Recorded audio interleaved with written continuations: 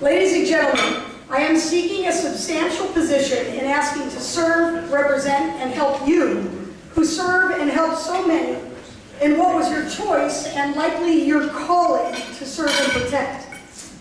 We are the sheepdogs. We are guardians, yes. We are also, when the time calls, the warrior, and calls often it does. We are tasked with the critical responsibility of knowing when to turn that on and off, to protect the community, our brothers and sisters, and ourselves, and to implement our decisions and actions in doing so and after in ways that are explainable, understandable, justified, and many times, most importantly, redeemable. Body-worn cameras, the newest, biggest issue facing us at this time. What good is a pension if we can't make it the term that it takes to collect one? The concerns over the current policy and practices are immense. We are still learning.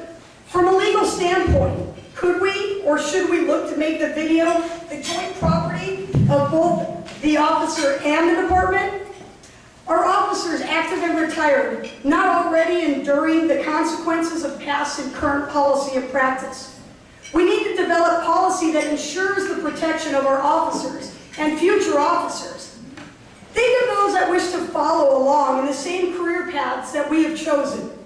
How do we work productively, serving and protecting while navigating through a whole minefield of potential consequences? Cameras can be very useful. Many officers welcome the ability to document our contacts. But let us not get caught failing to acknowledge the entities that push for them now, those that cause the speed at which policy had to be drafted. Their agendas make us, the police, the guardians, look like bullies and cowboys. It's a huge slap in the face to proactive policing. The public doesn't know that, and they need to be made aware. Let us not forget the silent majority who support us here in Los Angeles. Our league did well in obtaining our ability to review the video, but there is still much that needs to be addressed for our protection and our community. Are you not concerned by the manner of which we use and store the information? Storing it in the iCloud? What are the ramifications of being hacked? We don't want to find out. Are you happy with the performance of the PR firm? You likely know you have one because you're being told we're paying for one. Unacceptable. My guess is that the PR firm is going to be replaced or at least revamped. But let me pose this question. Why were they hired in the first place? Did those who selected them not see the relevance of having a PR firm with the experience in law enforcement? You have to wonder. Regardless of how you chalk that up, the facts are the facts. For years we have paid dues to a PR firm. Have we, the membership, gotten what we wanted for or needed? The answer is a resounding no. The PR firm has been unable to deliver. They never understood us and what we do. I will fix that. So be it, if I have to do my own PR, I will. As your director, I'm going to do video feeds, and I will begin them immediately. Even if the league has been working on it, the bottom line is they have yet to do it.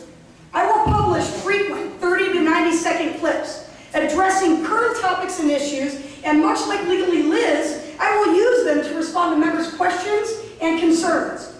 You may have already heard of Bavaro's office hours. It will be an interfacing system. I will run it twice a week, hours to be determined, and to be suited to serve our diverse membership at the diverse times, schedules, and locations that we work.